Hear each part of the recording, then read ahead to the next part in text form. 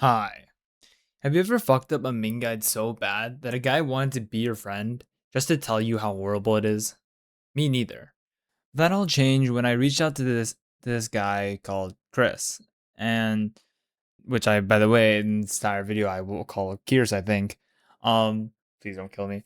Basically, he kind of showed me what I did wrong in my MING guide, and basically throughout this entire video I kind of go over what I messed up in and his relentless long reading schedule.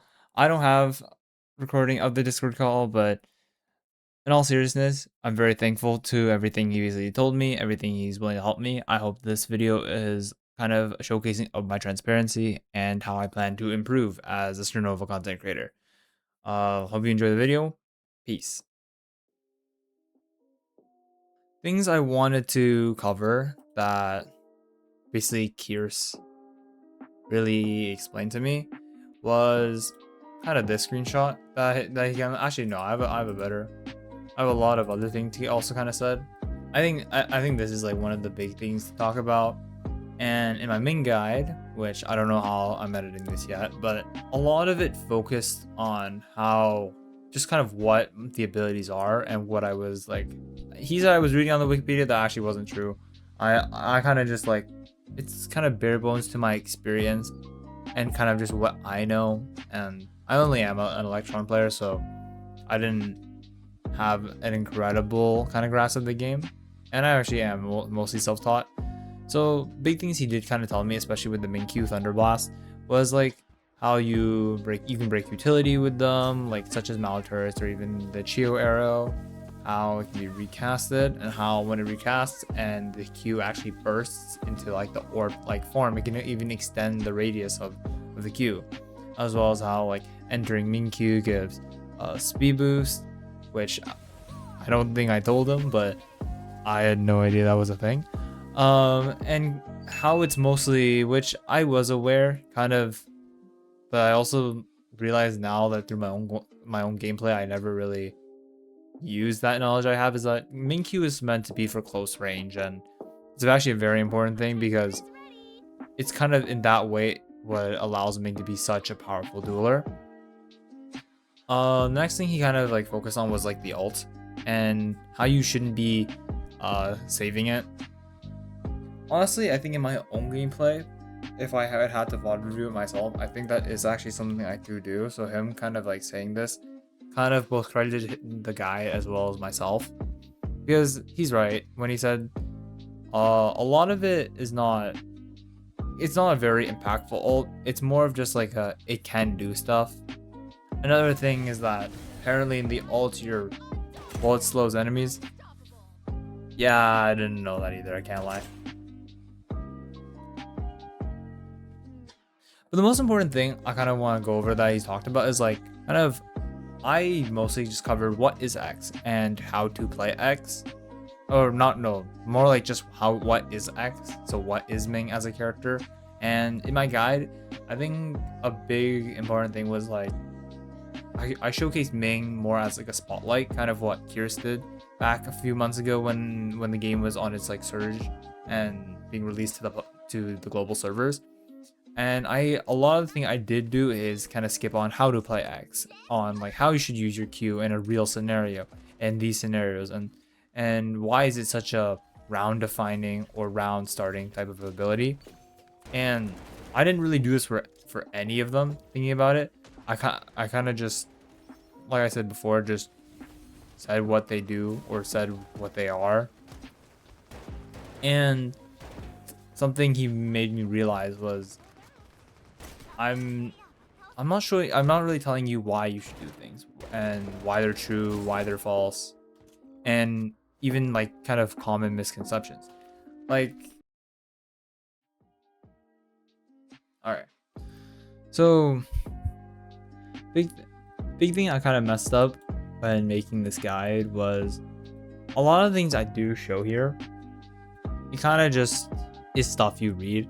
Like if you read this, like this, like Aegis absorb weapons deal extra damage to enemy armor, damaging enemy armor generates your own. Like this is the type of thing that when you read this, you kind of just realize what it does, and kind of defeats the purpose of everything I said before. Moving forward, I kind of give this example, and actually this is kind of what he meant. You might not be able to see it actually, but in the bottom left, you actually can see the speed buff is there. So that's kind of more evidence of what he said. Like when you're in main queue, you actually do get a substantial speed buff, or at least a noticeable the game gives you. Shock absorb, he said, doesn't really matter. No one really uses this because it realistically only matters to ranked, or sorry, shield surge. And there is a few kind of things that the game, like this is actually an example of the game not doing a good job in explaining the abilities, like how damaging enemy armor with the weapons or skills extends the skill duration and replenishes temporary armor. This isn't true. Fortunately, I didn't like read these and therefore put it like in the guide. But yeah, this isn't true. No matter what amount of damage you do to enemies, and no matter what skills you land, your ult is on a set cooldown. And you actually can see in the bottom left here, shield versus shield surge, it's not, no matter what you do, although in this clip I am not shooting them, it will not go up like in time. Like it will only like continuously go down, and it will eventually end on its cooldown. Oh god. All right, for this segment of the video, I want to talk about kind of the buy menu and how I really fucked that up. I heard from some source that I'm not even gonna put it as source. Like I thought that getting Aegis Absorb, like the buff, the armor seal upgrade, was just I thought like that was a normal thing to get on your second buy. Actually, this is what I kind of show in the guide of me kind of getting the second, or at least on an equal level to heavy armor. Truthfully, that apparently I was completely delusional, and this is actually like not a thing like anyone does. It's actually like one of the last upgrades you buy. And for heavy armor, although heavy armor in an ideal world, because Ming will be taking a lot of duels and stuff, and she wants that like extra armor advantage to be taking these fights and winning them, obviously, as a Ming player, as a Ming should be doing. It is very common to see Ming on light regen armor because of the lack of a smart Celestia, and kind of the whole reason you even go heavy armor is if you have a dependable Celestia to armor you up and time it right so that you're getting the full effect of the temporary armor from Celestia. I should have specified that light armor is also a very viable option, especially if your Celestia doesn't know what they're doing. From there, he said it was kind of fine. On first firing, like the first upgrade for Ming, the blue upgrade, I always thought it was kind of a must-be to be firing upgrade, and technically sources do support that is the case. But I think something I probably did want to mention in my guide is it kind of is a preference in a way. Like you can get spread control first because of Ming's inaccuracy. She only has like about 50 accuracy when without it, and it bumps up all the way to a 70, which for comparison, I think like a Flavia, her SMG, her like without a spread control upgrade starts at 70. So you can kind of like see why you might want to have it. But he did say that kind of changed after they kind of made spread control and recoils easier for the game. So I don't know. Yeah, one thing he actually really surprised me with is the critical hit upgrade. For like my impression, I always thought it was like a must to go the headshot damage upgrade because of just it's more damage. But like after he told me, it is a pretty common thing for Electron and Quark players to actually go stringified damage because of your base. What essentially it does is you do more damage in paper form. I, truth be told, did not actually ever realize this as an option. This is probably also why the stringified upgrade still exists, whereas other upgrades in the game actually have been mitigated and changed, right? So I actually don't know where I was going with that, but I think a lot of what Krihs was showing me was that, one, I'm wrong. but two, that there are other options, and I don't know any world that you would go stratified damage reduction, and I'm not gonna say, hey, you cannot, because I truthfully don't know, but it's just kind of there for you to choose at the end of the day, because it is your game to play. So if whatever reason you want to go stratified damage reduction, I'm not recommending it, but you can. I'm not recommending it. I'm also not telling you you can't go it. So leave it leave it up to future me, hopefully, who's a lot better at the kind of giving this guide stuff, or you just like the more simple method of getting a high elo player to kind of water review you, or just kind of seeing guides of theirs. So the next thing I want to brush on is like the tacticals. I actually never really mentioned secondary weapon or tactical. For secondary weapons, I'm pretty sure that's preference. I could be wrong. I have seen a lot of people who go the shotgun. I don't remember what it's called, but that is probably also something you can opt for. I personally use the Stinger because my aim is not perfect to use Athena, as well as I just think it's like a simple thing. There are some characters that prefer secondary weapons over others, but at least from my experience, and at least I have not been told that there's like a one and done deal for me. But for tactical items, is actually something I was aware of that I didn't put. Actually, no, I was gonna put it, but I didn't. And I guess it kind of just like left my mind. And once I reached the 3-minute mark, I just was too lazy to put it. From what you see on screen from my guide, you can see I am using the smoke bomb and the interceptor. I'm pretty sure that's what good players do. At this point, I don't really know what I actually can say is right, but I have seen people who go, let's say, smoke and the barrier grenade as like a barrier grenade user, kind of put it in front of a choke. I'll probably show us some example on screen. If you kind of put it on a choke and basically you can't be shot from the choke, or the other examples where you put a smoke down, so like something like Michelle turrets don't shoot you as you're coming out of maybe sewers on Kachi Street C, or something like that. I can't give that many examples, but this is kind of what I thought. Interceptor is kind of more self-explanatory. Nades, slow nades that are coming at you when you're exiting chokes.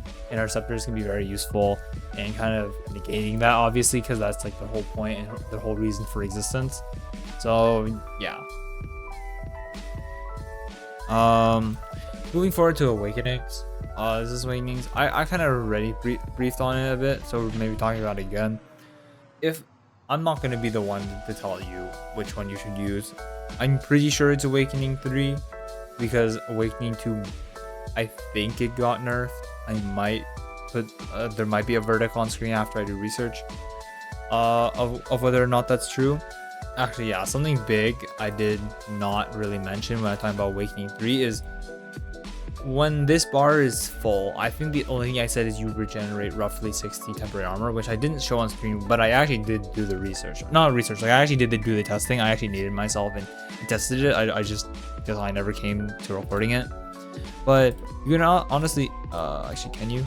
Yeah, you can actually see here on the dummy that they are actually slowed, and it's even part of the description. Hopefully that's on screen for us.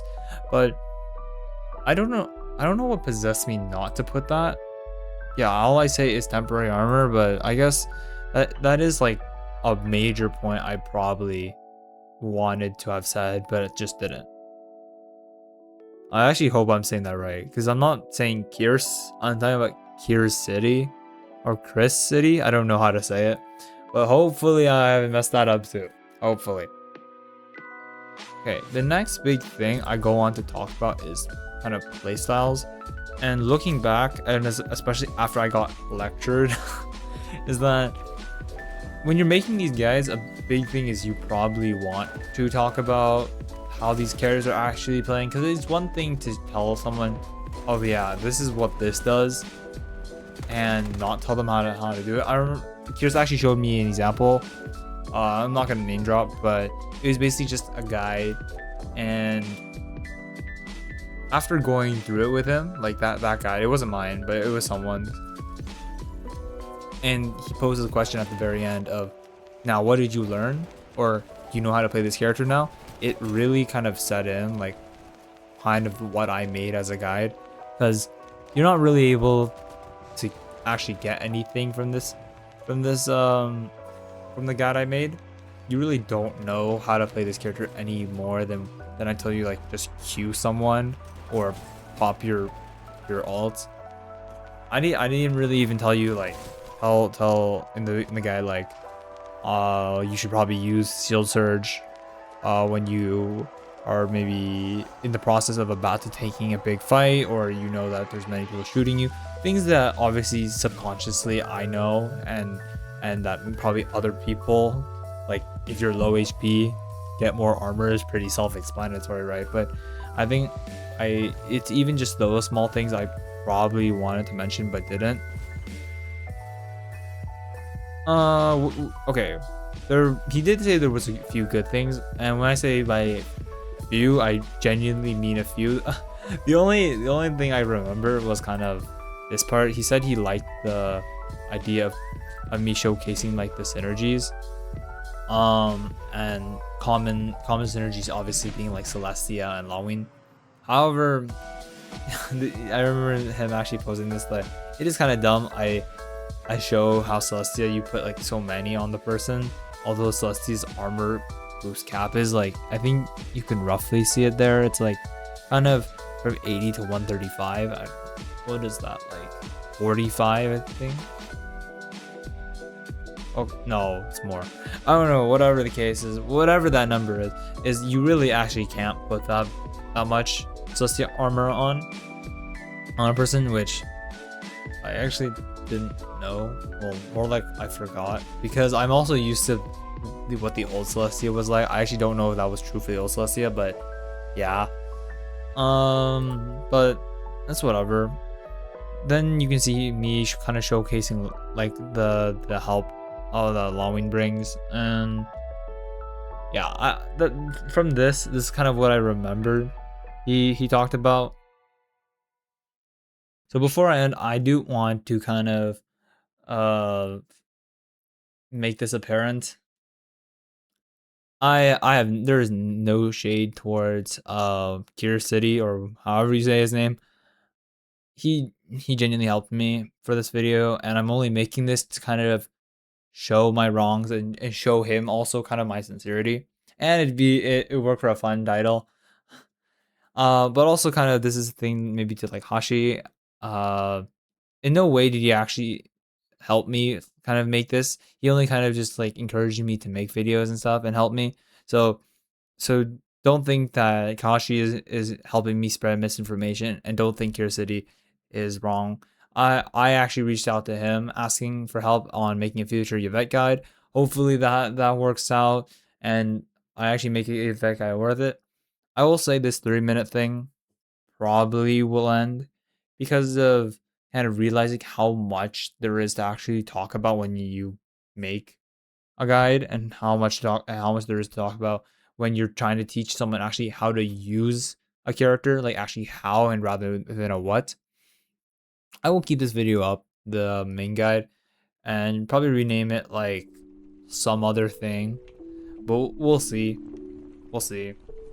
I haven't, when this video is being recorded, I actually don't know what that is yet. But yeah, if you're watching this, you are a high elo player, you are a main of whether that be Yvette, CL, Celestia. I actually do have a sniper player who's willing to help me. And if you want to help me basically make these like in-depth, I kind of want to make them concise. I don't want to have to learn a character have to be like a incredible investment. Obviously there are those who are serious about the game and is willing to take that. I have full respect for those players, but I am looking to make good content for every character in the game.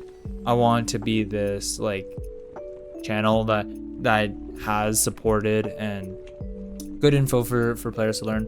So yeah, if you're a high elo player and you want people in your ranked games to kind of know how to play their character more, whether that be CL or the new character that's eventually coming. I don't know if I'll be able to make a video on her, but or him, whatever. Yeah, please reach out to me. Hope that my next guide, next video can be something, a good product and a good contribution to this community. Thank you all for watching. Yeah, bye. Another day. Ready to do some videos. Wait, huh? Gears? Looking back, you gotta mention how Ming acts as a me. Alright.